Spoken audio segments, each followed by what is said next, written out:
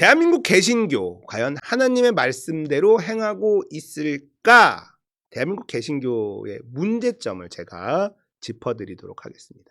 대한민국 개신교 교회에서의 목사의 위치는 누구도 뜻을 거역할 수 없는 거의 신의 위치입니다. 예수님의 위치, 대한민국 교회의 목사의 위치가 그렇습니다. 그 이유가 뭐냐? 교회가 철저한 계급사회이기 때문이에요. 이거에 대한 문제의식이 있는 사람들이 거의 없습니다. 대한민국 교회는 철저하게 서열을 정합니다. 담임 목사, 부목사, 전도사, 장로, 권사, 집사, 집사에도 무슨 집사, 안수 집사가 제일 위고 서열이 존재합니다. 집사에서도 서열이 존재하고요. 처음부터 끝까지 줄 세우기랍니다. 수직적 계급사회. 이게 대한민국 개신교의 현실이에요. 자, 이 서열에서요, 돈은 절대로 빠질 수가 없습니다. 헌금을 많이 내지 못하는 가난한 성도가 장로나 권사가 되는 건 매우 어렵습니다. 개인적으로는 헌금 많이 못 내고 11조 못 내고 가난한 성도가 장로, 권사가 되는 걸 본 적이 없어요. 모두 다 그렇진 않을 겁니다. 열심히 해서 장로, 권사님이 되는 분도 계시겠지만 개인적으로는 본 적이 없어요. 집사는 아무나 줍니다. 저도 집사입니다. 개인의 의지와 상관없이 집사를 줍니다. 하지만 거기에서 집사라는 계급에서 더 올라가기 위해서는 엄청난 노력이 필요합니다. 장로나 권사, 이게 되는 건 매우 어렵습니다. 만약 장로나 권사가 되잖아요. 어렵게 되잖아요. 그러면 교회에 감사 헌금을 냅니다. 장로를 해주셔서 감사합니다. 냅니다. 감사 헌금을. 꽤 많이 냅니다. 장로 턱 같은 거죠. 권사 턱, 장로 턱, 이런 건 관행이에요. 이거 안 내면 안 되는 거예요. 큰일 납니다. 신앙생활 열심히 하고 교회 봉사도 열심히 해서 장로나 권사까지 됐으면 상을 받아야 되는데 줍니다. 안 주면 안 돼. 모양이 너무 빠져. 체면이 안 서는 거예요. 감사헌금 꽤 많이 냅니다. 몇백 단위 내야 됩니다. 불문율 같은 거예요. 그냥 물론 자기의 수준에 맞게 내긴 하겠지만 10만 원, 20만 원 내는 걸 본 적은 없습니다. 대한민국 교회의 이런 철저한 계급사회, 이건 철저한 수직 구조를 만듭니다. 대한민국 개신교 교회에서 목사의 파워가 막강한 건요, 이 비기독교적인 구조적인 문제에 기인하는 겁니다. 하나님이 계급을 만들어라, 서열을 만들어라 이랬나요? 그러지 않았는데 대한민국 개신교는요, 철저하게 계급을 만들어요. 그리고 거기에 절대 도전할 수 없는 분위기가 만들어집니다. 대한민국 교회에서 이 서열을 깨뜨리는 건 불가능합니다. 그 이유가 뭐냐? 이것도 역시 돈이 얽혀 있어요. 대한민국의 결혼 장례, 관혼상제 같은 이 품앗이 때문에, 물론 이게 전부는 아닙니다만 결혼 장례, 축의금, 조의금, 이게 큰 지분을 차지합니다. 대한민국의 개신교인들의 특징이 뭐냐?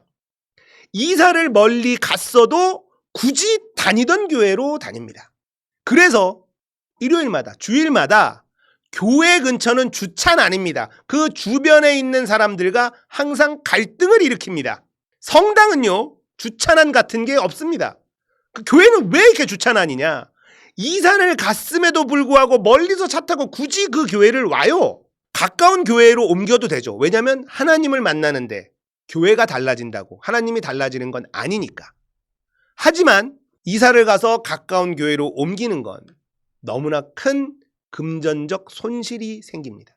내가 교인들과 교류하면서 쓴 축의금과 조의금이 너무 많아요.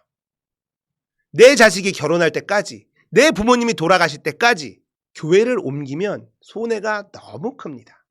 물론 서로 사랑하는 사이고 오랫동안 함께한 커뮤니티, 내가 만나고 싶은 사람들, 내가 사랑하는 사람들이 그 교회에 있으니 그걸 유지하는 것 뭘 할 수는 없죠. 그런데 대한민국은 그 비율이 너무 비정상적이라는 겁니다. 바로 이 축의금, 조의금 문화 때문에 비정상적으로 이 관계를 유지하게 된다. 자, 이렇게 내가 그 교인들과 그 커뮤니티, 그 교회 안에 있는 사람들에게 쓴 축의금과 조의금 이런 것들이 계속 세월만큼 쌓여가기 때문에 교회 커뮤니티의 균열이 일어나는 것 교인들에게는 치명적으로 다가올 수도 있는 겁니다. 그래서 이 구조적으로 수직화되어 있는, 서열화되어 있는, 계급화되어 있는 이 교회의 문제를 지적할 수가 없는 거예요. 이 서열을 깨트릴 수가 없는 겁니다. 하나님 뜻과는 전혀 맞지 않는 철저한 수직 계급화된 조직, 축의금과 조의금으로 얽힌 커뮤니티를 지켜야 하는 서로의 이해관계, 이렇기 때문에 대한민국 개신교회는 목사가 가지는, 특히나 이 교회를 만든 목사라면 더욱더 그 파워가 비상식적, 비정상적이다라는 거예요. 목사의 힘이 너무너무 강할 수밖에 없는 겁니다. 그 어떤 방법을 동원해도요, 지금의 개신교는 달라질 수가 없습니다. 자정의 목소리 나오지만 바꿀 수 없습니다. 이걸 깨트릴 수가 없기 때문에 그래요. 이거는 한국의 문화와도 얽혀 있습니다. 제가 돈 때문이라고 이야기해서 조금 기분 나쁠 수는 있는데, 좋게 말하면 한국의 문화죠. 축의금, 조의금을 내는 품앗이 문화.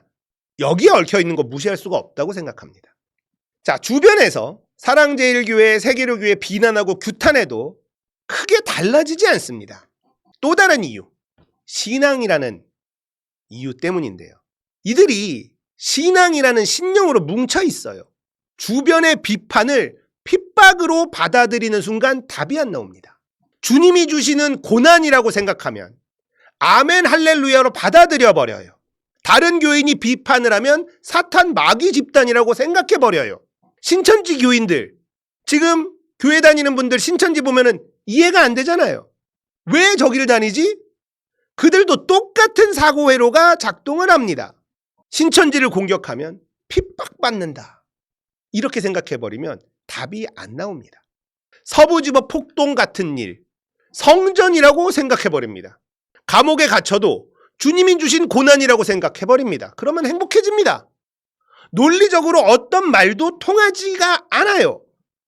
탈레반의 자살 테러가 가능한 이유 뭐겠습니까? 똑같은 사고회로가 돌아가면 답이 없다. 신앙과 성전이라는 가스라이팅을 이길 수 있는 건 세상에 존재하지 않아요. 탈출은 지능순이다. 이런 말밖에 할 수 있는 게 없습니다. 자, 그러니까 대한민국 개신교는 바뀔 수가 없어요. 그냥 아주 서서히 소멸될 것이라고 저는 생각합니다. 모태신앙 이외에 젊은 사람들이 교회에 안 갑니다. 왜냐? 바로 이 찍하는 극우 세력이 돼버린 기독교인, 개신교인 당신들 때문에. 자정의 목소리가 나온다? 그걸로 바뀔 수 없습니다. 그나마 극우 개신교인들이 쪼그라들 수 있는 방법은 딱 하나예요. 법적 처벌. 세계로 교회는 아까 봤지만 굉장히 큰 교회입니다. 그래서 이 고신 교단, 여기에서도 쉽게 건드리지를 못한대요. 교단에 내는 돈이 많으니까.